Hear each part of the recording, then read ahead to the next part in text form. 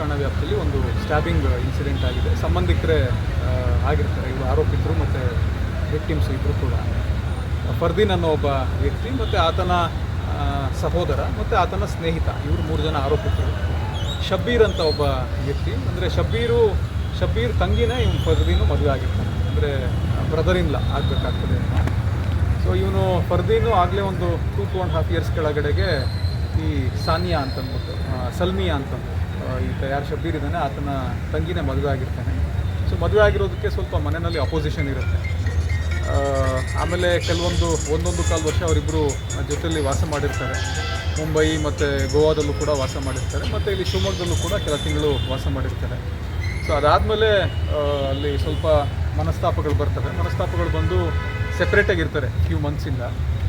So ಈತ ಯಾರು ಶಬ್ಬೀರ್ ಇರ್ತಾನೆ ಆತನಿಗೂ ಮತ್ತು ಈತ ಫರ್ದೀನ್ ಯಾರಿದ್ದಾನೆ ಅವರಿಬ್ಬರಿಗೂ ಸ್ವಲ್ಪ ವಾಗ್ವಾದ ಕೂಡ ಆಗ್ತಾ ಇರುತ್ತೆ ಇದೇ ವಿಚಾರವಾಗಿ, ಮತ್ತು ಧಮಕಿ ಹಾಕೋದು ಕೂಡ ಆಗ್ತಾ ಇರುತ್ತೆ. ಅದೇ ವಿಚಾರವಾಗಿ ಇವತ್ತು ಸಂಜೆ ಸುಮಾರು 6-6:30 ಅಷ್ಟೊತ್ತಿಗೆ ಸ್ಟ್ಯಾಬಿಂಗ್ ಆಗಿದೆ. ಫರ್ದೀನು ಮತ್ತು ಆತನ ಸಹೋದರ ಒಬ್ಬ ಫುಲ್ ಸ್ನೇಹಿತ, ಶಬ್ಬೀರು ಮತ್ತು ಆತನ ಸ್ನೇಹಿತ ಶಹಬಾಜ್ ಅಂತಂದು ಆ ಇಬ್ಬರಿಗೂ ಕೂಡ ಸ್ಟ್ಯಾಬಿಂಗ್ ಮಾಡಿದ್ದಾರೆ. ಸೊ ಇಬ್ಬರೂ ಕೂಡ ಈಗ ಬೇರೆ ಬೇರೆ ಆಸ್ಪತ್ರೆಯಲ್ಲಿ ಅಡ್ಮಿಟ್ ಮಾಡಿದ್ದೀವಿ. ಒಂದು ಪ್ರಕರಣ ಕೂಡ ದಾಖಲು ಮಾಡಿದ್ದೀವಿ.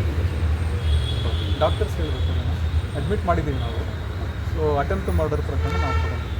ಹಿಂದೆ ಇವ್ರ ಮೇಲೆ ಏನಾದರೂ ಬೇರೆ ಇವರೆಲ್ಲ ಹೋಟೆಲ್ಲು ಮತ್ತು ಈ ಕ್ಯಾಂಟೀನ್ ಟೈಪು ಇದ್ದಂಥ ವ್ಯಕ್ತಿಗಳು. ಸೊ ಯಾವುದು ಕ್ರಿಮಿನಲ್ ಪ್ರಕರಣಗಳು ವೈಯಕ್ತಿಕ ಕಾರಣಕ್ಕೋಸ್ಕರ ಅರೆಸ್ಟ್ ಆಗಿದೆ.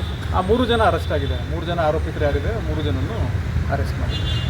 ಇನ್ನೂ ಬೇರೆ ಯಾರು ಇದ್ದಾರಾ ಅಂತಂದು ಅದನ್ನು ಕೂಡ ಚೆಕ್ ಮಾಡ್ತಾ ಇದ್ದಾರೆ. ಸರಿನಾ?